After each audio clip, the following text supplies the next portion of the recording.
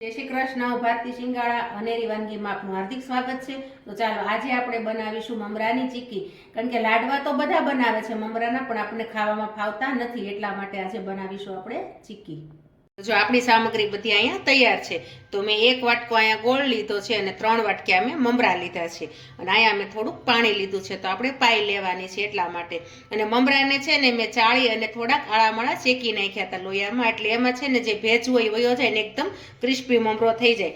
જો આવો ક્રિસ્પી થઈ જાય એટલે તમારે એને શેકી નાખવાના છે. અને અહીંયા મેં એક વાસણ પણ ધીમા ગેસે ગરમ થવા મૂકી દીધું છે. તો હવે આપણે એમાં પહેલાં છે ને થોડુંક પાણી એડ કરશું. પછી આપણે આ ગોળ, હવે આપણે ગોળની ઉપર થોડુંક પાછું પાણી લીધું હતું એ એડ કરશું. હવે આપણે એની પાઈ લેવાની છે. હવે આપણે આને ગેસને ફાસ્ટ કરી નાખવાનો છે. પેલા ધીમો હતો, હવે આપણે એને ફાસ્ટ કરી નાખશું અને આ રીતે એને સતત હલાવવાનો છે ગોળને. એટલે આ બધો ગળી જશે અને ધીમે ધીમે એની પાઈ પણ આવવા માંડશે. તો થોડીક વાર આ રીતે એને ગોળને હલાવીશ એટલે આપણી પાઈ આવવા માંડે. આપણે આને 5 મિનિટ આ રીતે હલાવ્યું એટલે ગોળ પણ મસ્ત રીતે ઓગળી ગયો છે ને પાઈ પણ આપણી આવી ગઈ છે. પાઈ આવશે ને એટલે આવો બધો ગોળ ફૂલી જશે ને કલર પણ એનો ફરી જશે. તો પાઈ કઈ રીતે આપણે ચેક કરવાની છે? તો જો આ રીતે 1 વાટકામાં પાણી લીધું છે અને આપણે એમાં થોડીક આ પાઈ લીધેલી નાખી છે. હવે એને છે ને જરાક ઠરી જાય ને એટલે બતાવો. તો જો આ રીતે અવાજ આવે છે, આવી એકદમ કાચ જેવો અવાજ આવવા માંડે એટલે તમારે સમજી જવાનું કે પાઈ તમારી આવી ગઈ છે. હવે આપણે એની અંદર જો અડધી ચમચી કરતાંય થોડાક એવા ખાવાના સોડા એડ કરવાના છે. સોડા નાખવાથી તમારે એકદમ કલર પણ બહુ મસ્ત થઈ જશે. જો વ્હાઈટ કલર પણ ફરી જશે અને ફૂલીને દડા જેવી થશે ને એકદમ ક્રિસ્પી થશે. હવે આપણે ગેસ બંધ કરી દેવાનો છે. હવે આપણે મમરા એડ કરવાના છે.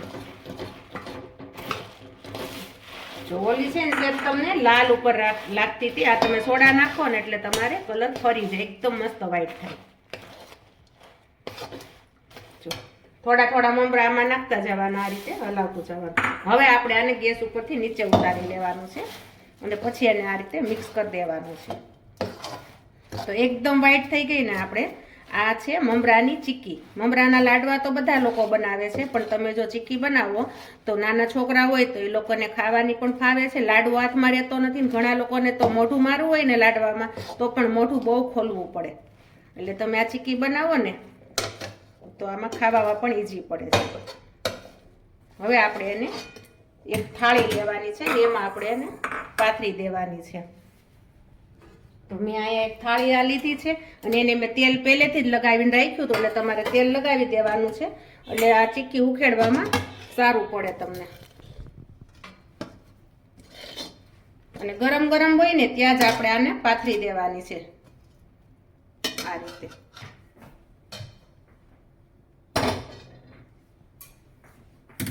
હવે આ એક વાટકો લેવાનો છે આવા તળિયા વાળો, એને આપણે અહીંયા થોડુંક તેલ લગાવવાનું છે. પછી આપણે આ રીતે વાટક્યાથી એને દબી દેવાની છે.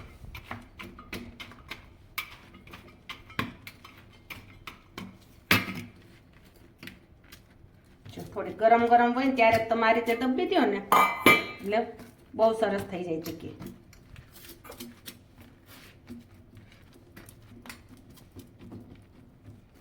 કલર તો કેટલો મસ્ત એકદમ વ્હાઈટ થઈ ગઈ છે.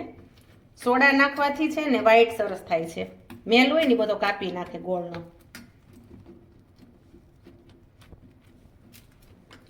તો જો સરસ મજાની આપણી મમરાની ચીક્કી, અને વાર પણ નથી લાગતી. 5 મિનિટમાં તો તમારે આ ચીક્કી બની પણ જાય છે અને વણવાની ઝંઝટ વગર.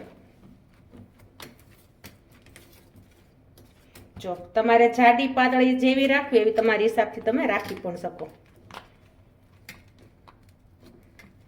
તો હવે આ ગરમ છે ત્યાં જ આપણે એને ચેકા પાડી દેવાના છે, કારણ કે ઠંડી થઈ જશે પછી એના ચેકા નહીં પડે. તો આ રીતે